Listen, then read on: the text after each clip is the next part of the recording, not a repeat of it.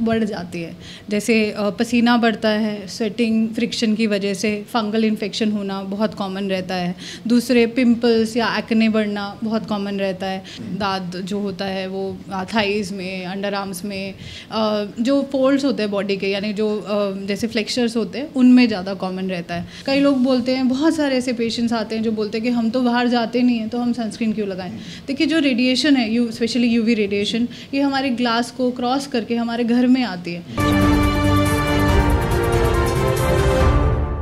नमस्कार, मैं हूं प्रवीण और आप देख रहे हैं हमारा खास कार्यक्रम हेलो डॉक्टर। हेलो डॉक्टर में हम आपको अलग अलग स्पेशलिस्ट रूबरू कराते रहते हैं और आज हम पहुंचे हैं सागरपुर में स्थित अंसारी हॉस्पिटल में और मेरे साथ मौजूद हैं skin specialist doctor Shweta Manchanda. जिस तरह से मौसम बदल रहा है, गर्मियों का सीज़न आ रहा है, तो जाहिर है कि स्किन संबंधित बीमारियां भी होती हैं, तो कैसे उनसे बचा जाए, क्या कुछ ट्रीटमेंट है, आज ये हम मैम से समझेंगे। मैम, बहुत बहुत स्वागत है। Thank you so much. Doctor Shweta, सबसे पहला सवाल मेरा यही है कि जिस तरह से गर्मियों के दिन आ रहे हैं, तो क्या कुछ प्रॉब्लम लोगों को हो सकती हैं और कैसे इनसे बचा जाए? देखिए, गर्मियों में कुछ स्किन की कंडीशंस बढ़ जाती है। जैसे पसीना बढ़ता है, स्वेटिंग फ्रिक्शन की वजह से फंगल इन्फेक्शन होना बहुत कॉमन रहता है। दूसरे पिंपल्स या एक्ने बढ़ना बहुत कॉमन रहता है। बैक्टीरियल इन्फेक्शन जैसे फोड़े, फुंसी, बाल तोड़, ये सब भी बहुत कॉमन रहते हैं। कुछ इन्फेक्शंस जैसे वायरल इन्फेक्शन के चांसेस भी बढ़ जाते हैं। साथ ही में सीजनल चेंजेस की वजह से डैंड्रफ का रूसी जिसको बोलते हैं, या फिर कभी कभी आपके जो हेयर फॉल की टेंडेंसी है वो भी कई लोगों में बढ़ जाती है। तो कैसे इसको अवॉइड किया जाए, क्या कुछ करना चाहिए, दिनचर्या क्या होनी चाहिए या खान पान क्या रहना चाहिए ताकि ये प्रॉब्लम गर्मियों में ना हो लोगों? ठीक है, देखिए, पहले तो फंगल इन्फेक्शन दाद की बात करें। दाद जो होता है वो थाइज़ में, अंडर आर्म्स में, जो फोल्ड्स होते हैं बॉडी के, यानी जो जैसे फ्लेक्चर्स होते हैं उनमें ज़्यादा कॉमन रहता है। तो उसके बचने के लिए सबसे पहले तो लूज़ कॉटन के कपड़े पहनने चाहिए। साथ ही में दिन में हो सके तो 2 बारी उनको चेंज करना चाहिए।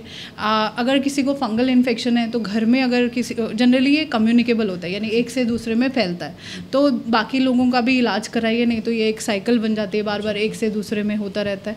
दूसरी बात, आपके कपड़े अगर किसी को फंगल इन्फेक्शन है, गर्म पानी में धोइए, धूप में सुखा के उल्टा प्रेस करके पहनेंगे, यानी इनर लाइनिंग पहले अंदर की साइड, फिर बाहर की साइड प्रेस करनी है। उससे क्या होता है, फंगस के जो स्पोर्स होते हैं वो डिस्ट्रॉय हो जाते हैं, इसीलिए दोबारा आने के चांसेस कम हो जाते हैं। और ऐसे मौसम में जैसे आप मान लीजिए जब नहाते हैं, गीलापन नहीं रहना चाहिए, नहीं तो वो भी फंगस को पनपने में मदद करता है। साथ ही में एंटी फंगल पाउडर्स दिए जाते हैं जिनको डस्टिंग पाउडर बोला जाता है, वो भी फंगस की ग्रोथ को स्लो करने में मदद करते हैं और साथ ही में स्वेट को एब्जॉर्ब करते हैं। अच्छा, कुछ लोग अपने बिजी शेड्यूल में रहते हैं, पानी नहीं पी पाते, डिहाइड्रेशन हो जाता है, तो इसका भी इम्पैक्ट पड़ता है? बिल्कुल सर, बिल्कुल। देखिए, जब भी स्किन, हमारी जो स्किन है हमारी अंदर की हेल्थ को ही बताती है, तो जब भी आपकी खान पान में या फिर आपके लाइफस्टाइल में कोई भी चेंज आएगा वो आपकी स्किन पे दिखता है। तो अगर मान लीजिए जैसे पानी आप कम पीते हैं, आपके लिप्स डिहाइड्रेटेड हो सकते हैं, स्किन पे ड्राइनेस हो सकती है, साथ ही में आपका कुछ बीमारियाँ होती हैं जो कि ड्राइनेस की वजह से बढ़ सकती है, जैसे सोराइसिस हो गया, एक्जिमा, ये भी ड्राइनेस से एग्रवेट होती है। लालवानी साड़ीज एंड ज्वेलर्स, सोने की सुंदरता और चांदी की चमक के साथ प्योरिटी का पूरा भरोसा। सूट, साड़ी, लहंगा, गाउन्स व हैंडमेड कॉस्ट्यूम्स का भव्य शोरूम। तिलक नगर मेट्रो स्टेशन के पास एक छत के नीचे कॉस्ट्यूम्स एंड ज्वेलरी का शानदार collection. Full collection of hallmark gold, diamond, silver jewellery, wedding sari and lehenga, choli. अधिक जानकारी के लिए कॉन्टेक्ट करें Lalwani saris and jewellers 9810001437, shop number 2, new market, opposite Tilak Nagar metro station, नई दिल्ली 10018। अच्छा, आजकल खासतौर पर महिलाओं में देखा जाता है आंखों के नीचे सर्कल पड़ जाते हैं, झाइयाँ पड़ जाती हैं, तो ये क्यों होता है, क्या इसके कारण होते हैं और क्या इसका इलाज संभव है? क्योंकि बहुत सारी महिलाओं को डॉक्टर कहते हैं कि इसका इलाज नहीं है, ये अपने आप ठीक होएगी या फिर होएगी नहीं। देखिए, झाइयों का इलाज है, बट उसमें केयर बहुत करनी पड़ती है। सबसे पहले तो जिसको झाइयाँ हैं उनको सनस्क्रीन रेगुलरली लगाने की ज़रूरत है। कई लोग बोलते हैं, बहुत सारे ऐसे पेशेंट्स आते हैं जो बोलते हैं कि हम तो बाहर जाते नहीं हैं तो हम सनस्क्रीन क्यों लगाएं।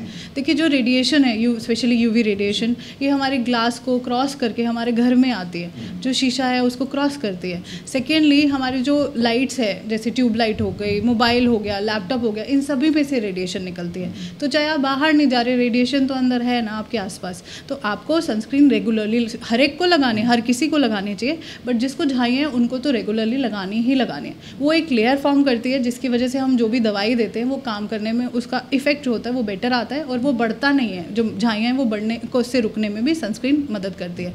साथ ही में सनस्क्रीन को स्पेशली गर्मियाँ हैं तो हर किसी को ही रेगुलरली लगाना चाहिए, घर में भी लगाना चाहिए और हर 3 घंटे में लगाना चाहिए आइडली। जैसे मान लीजिए एक सनस्क्रीन की जो एप्लीकेशन होती है सिर्फ 2 से 3 घंटे तक ही प्रोटेक्शन देती है। तो जैसे अगर सन की जो रेज हैं 10 to 4 PM तक, 10 AM to 4 PM यानी सुबह 10 बजे से 4 बजे तक सबसे तेज़ रहती है, तो उससे बचने के लिए सनस्क्रीन को हर 3 घंटे में कम से कम 4 या 5 बजे तक लगाना चाहिए। डॉक्टर श्वेता, ये तो आपने बताया प्रोटेक्शन के लिए कैसे बचाव किया जाए, लेकिन अगर किसी को झाइयाँ हैं और काफ़ी सालों से हैं तो उसके लिए क्या कुछ ट्रीटमेंट्स अवेलेबल हैं? क्या दवाओं से ठीक हो जाता है या कुछ लेजर ट्रीटमेंट है, कैसे वो ठीक हो? ठीक है, देखिए झाइयाँ जो होती हैं, झाइयों में सबसे पहले तो कॉज रूल आउट किया जाता है। कई लोगों को हार्मोनल प्रॉब्लम होती है साथ में, जैसे थायराइड हो गया, कोई पीरियड्स की प्रॉब्लम हुई, तो उसका ट्रीटमेंट ज़रूरी है, पहली चीज़। दूसरी चीज़, कभी कभी डेफिशिएंसी से भी जो झाइयाँ होती हैं वो बढ़ती है, विटामिन D, B12 की डेफिशिएंसी, उससे भी झाइयाँ बढ़ती हैं। तो उससे क्या होता है कि मान लीजिए आपने कॉज नहीं रूल आउट किया तो वो ठीक नहीं होगा। थर्डली, सनस्क्रीन के साथ ही कुछ क्रीम्स आती हैं, जैसे कोजिक एसिड वाली होती है, हाइड्रोक्विनोन होता है, बट हाइड्रोक्विनोन जनरली अवॉइड करते हैं, सेफ मेडिसिन प्रेफर करते हैं, ग्लाइकोलिक एसिड वगैरह। तो वो जो होती हैं वो धीरे धीरे करके पिगमेंटेशन को कम करती है। झाइयों के लिए जनरली 2 तरह की क्रीम्स होती हैं, स्टीरॉइड्स वाली और नॉन स्टीरॉइडल। जो स्टीरॉइडल क्रीम होती है वो काम बहुत जल्दी करती है, बट जैसे ही उनको छोड़ा जाता है वो पिगमेंटेशन और डार्कन हो जाती है और स्टीरॉइड स्किन को हार्म करते हैं।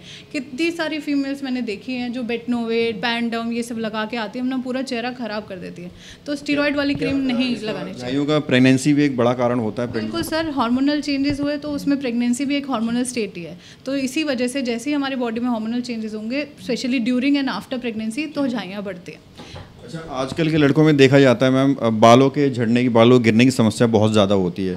तो जो युवा हमको देख रहे हैं जो इस समस्या से परेशान हैं, उनको आप क्या कहना चाहेंगे और कैसे इससे बचा जा सकता है? देखिए, बालों के झड़ने की बहुत सारी अगेन वजह है। सबसे पहला होता है अगर आपको कोई डेफिशिएंसी हो, विटामिन D की, B12 की, आयरन प्रोफाइल में कोई चेंजेस हो आपके। दूसरी चीज़ होती है, मेल्स में सबसे कॉमन जो हेयर फॉल का कॉज होता है वो एंड्रोजेनेटिक एलोपेशिया होता है। एंड्रोजेनेटिक एलोपेशिया मतलब मेल पैटर्न हेयर लॉस।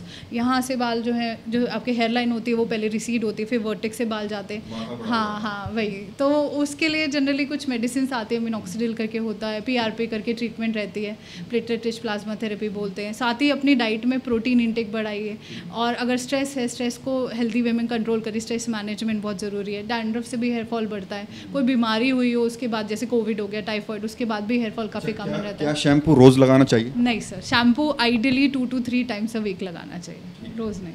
कुछ लोग होते हैं हेयर ट्रांसप्लांट करा लेते हैं, विग लगा लेते हैं, तो स्किन पर क्या उसका कोई इम्पैक्ट पड़ता है? क्योंकि हेयर ट्रांसप्लांट कराते हैं उसका एक लंबा प्रोसेस होता है, दवाएं भी चलती हैं, और जो विग लगाते हैं वो परमानेंट एक सिर के ऊपर टोपी लगी होती है, तो इनका क्या कुछ इम्पैक्ट पड़ता है? क्या कुछ नेगेटिव इफेक्ट भी पड़ता है? सर, पर से तो कोई नेगेटिव इफेक्ट नहीं है, ठीक है ना। हेयर ट्रांसप्लांट देखिए, आपके जहाँ पे बाल कम है, ट्रीटमेंट बाकी ऑप्शंस नहीं काम कर रही हैं, तो हेयर ट्रांसप्लांट करना पड़ता है। तो ऐसा जो उसका स्किन पे कोई हार्मफुल इफेक्ट नहीं है। साथ ही में जो पैच लगाते हैं वो डिस्कम्फर्ट ज़रूर होता है, मतलब आप जब कुछ ऐसा एक्स्ट्रा लगा के रखे हैं, but other than that skin पे उससे बहुत रेयरली कुछ होता है। ज़्यादा से ज़्यादा कुछ स्वेटिंग की वजह से प्रॉब्लम्स आ सकते हैं, इन्फेक्शन वगैरह, अदर देन दैट कुछ ज़्यादा नहीं होता। जिस तरह से शुरुआत में हमने गर्मियों की बात की, तो गर्मियों में एक्जिमा की बहुत प्रॉब्लम हो जाती है, रेडनेस हो जाती है, इचिंग हो जाती है, तो वो उसके लिए कैसे करें बचाव? क्योंकि बहुत सारे लोग होते हैं उनका काम ही बाहर आउटडोर का होता है, बाहर, जैसे हम पत्रकार हैं, हम बाहर ज़्यादा घूमते हैं धूप में, तो कैसे बचाव करें? सर देखिए, एक्जिमा के लिए ना मॉइस्चराइज़र बहुत इंपॉर्टेंट होता है। अब देखिए, जो स्पेसिफिक एरियाज़ हैं जहाँ पे एक्जिमा जनरली लेग पे होता है, हाथ पे होता है,